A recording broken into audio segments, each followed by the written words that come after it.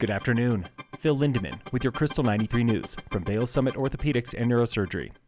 Summit Sheriff's new canine dog made its first big bust yesterday, sniffing out 25 kilos of cocaine after a traffic stop. Estimated street value is $800,000. The driver, meanwhile, was booked and released before the search. The suspect is now wanted on drug charges. Summit County coroner confirms the 22-year-old skier killed by an avalanche in the Breck backcountry on New Year's Eve died of blunt force trauma and asphyxiation. Nick Feinstein was skiing with his father southwest of Peak 10. His father, the president at the University of Northern Colorado, was also buried and escaped. This ski season has been feast and famine in the U.S. Brighton, Utah claims the most in the nation with more than 651 inches. That's 54 feet. Another incoming storm this weekend could bring another 50 inches to the Tahoe area. Forecasters predict 700 total inches by end of the month in Cali and Utah, their deepest in 50 years. Out east, though, a ski hill in Illinois closed after just 27 days. Slopes in Pennsylvania report just a foot of natural snow. Jay Peak, Vermont has the most on the East Coast, 292 inches. That's actually more than Vail, where 276 inches is already more than last season. Keystone, A-Basin, and Loveland are still under 200 inches. Turning 30 this year is the Summit Community Care Clinic.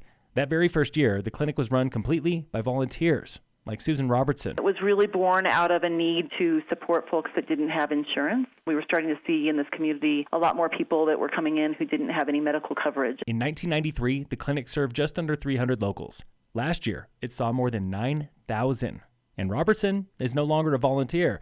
She is interim CEO.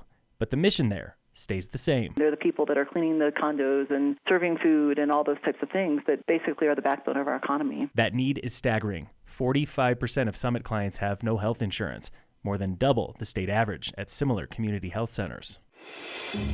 Welcome to Under the Radar with Frisco Town Manager Tom Fisher, discussing the town's tricky relationship with PFAS. Polyfluorinated substances. These forever chemicals are linked to cancer, liver disease, and low birth weight.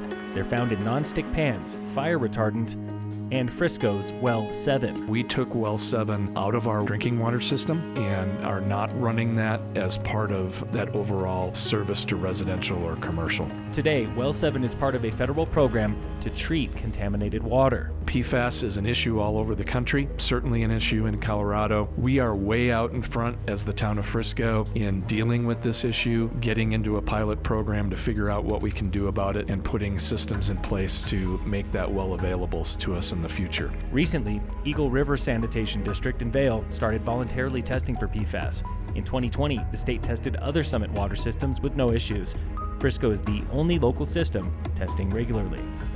Tune in again next week for Under the Radar with local town managers. In sports, the Avalanche play the Kings tonight at 7. And in local sports, today on the Warmup, brought to you by iFurnish in Frisco and Kremling. There's nothing that can really compare to pulling out of the gate with 3 different people and going as fast as you can down a course. The adrenaline rush. That was 16-year-old ski cross racer Walker Robinson with Team Summit. This time next week, he will be flying to Italy for the Junior World Championships with Team USA. I was just super stoked, because it's one of my biggest goals for a couple years now, and just to be able to go is an amazing opportunity. He is shooting for top 10 in Italy, but knows the field is stacked with older, more veteran racers from Austria, Sweden, and Switzerland. I'm going to go over there and give it 110%, but I just don't really know how to stack up against the European competition yet. 2 other Team Summit skiers competed at Junior Worlds this year, Nina Schamberger for Nordic and Camden Palmquist for Alpine. This has been the Warm-Up with local ski racers. Phil Lindeman with your Krystal 93 News from Vail Summit Orthopedics and Neurosurgery.